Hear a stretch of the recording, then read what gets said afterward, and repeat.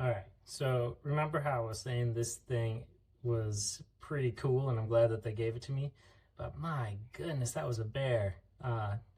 Almost 45 minutes just trying to get that not to leak. Oh, shoot. It's still going.